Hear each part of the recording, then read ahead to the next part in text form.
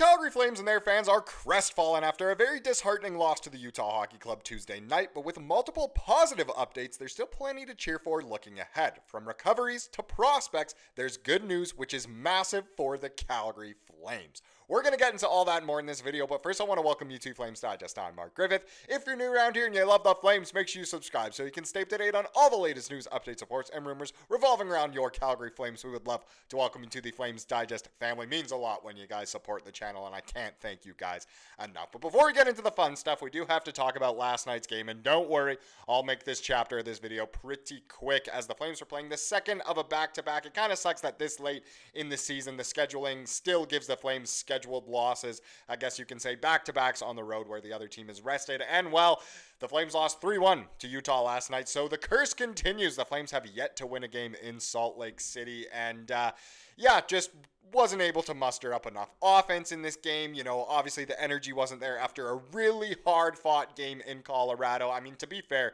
getting 2 points out of those 2 games is kind of what you would have expected the Flames to do. Maybe not in this order, but still, too bad to take the loss there. It really does take, I believe the Flames have less than a 10% chance of making the playoffs now, so we can kind of start to not really talk about the playoff talk as much, but a very short, small box score here. Dustin Wolf got the start, and another loss for Wolfie, which is too bad again. This one really wasn't his fault. No run support, once again, just the 1 goal for the Flames. He did make 25 saves on 27 shots, made some good saves in there. It's too bad that he does end up getting the loss. A good save percentage at .926, but overall not phenomenal. And I know I've said it before, but it's too bad that his kind of candidacy for the Calder Trophy has kind of ended as well over the past few weeks here or so. Now, the skaters who got in the score sheet, well, it's just one guy. Rasmus Andersson scored a goal, a kind of seeing eye shot from the point that snuck its way in somehow through kind of a bunch of traffic all the way from the blue line,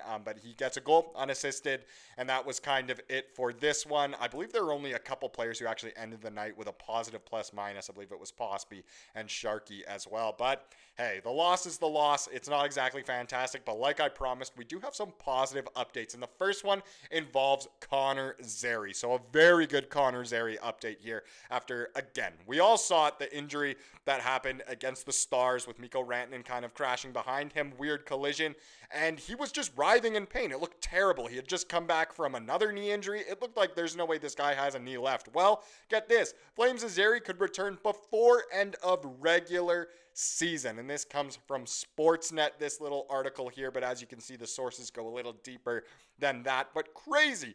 Zary returning this year, and that's not even, saying like, oh, if the Flames make the playoffs, he has a chance to come back. This is saying he could return in the regular season, which is something I don't think anyone wanted to see, but is great news. Obviously, you want all your players to be healthy, but Zary, such an important piece of this organization, to go through the injuries he has and to almost be back apparently already is massive. So the Calgary Flames might get Connor Zary back this season after all. Zary's listed as week to week after he suffered a lower body injury in Thursday's game against the Dallas Stars. The Flames forward suffered the injury in an awkward collision with Stars forward Mikko Rantanen that saw his knee get bent at an awkward angle. It was kind of gross. Not, the most gross replay to watch, but if you're a little squeamish, I wouldn't watch.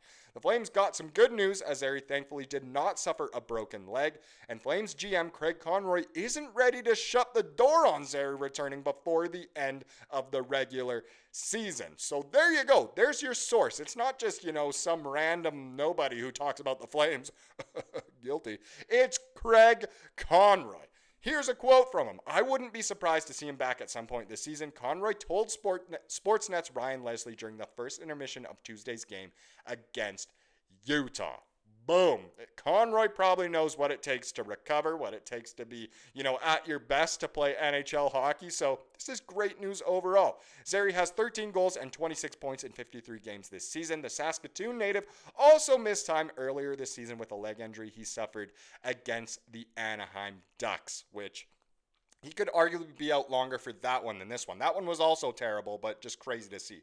If Zary does return, it would be a big boost for the Flames who are fighting for their playoff lives. And that's, of course, how you have to wrap up an article, of course, when it comes to an injury, and it's at this point in the season. But I want to believe we can still make it, but St. Louis is literally 17-2-2 since the break, I think, which is absolutely insane, giving 2019 Blues vibes, where they won the cup kind of out of nowhere, as they were the worst team that year and came out of nowhere to win the cup. Minnesota is kind of our only chance of doing it here, but I think both those teams have over a 90% chance of making the playoffs. It would take a miracle, and sure, Zary, if he comes back, would be great, but I don't think he gives the Flames the boost to obviously get into the postseason itself. Would love to see him back in before the end of the season, but of course, I don't know if that really has anything to do with playoffs. Call me negative, whatever you want to say.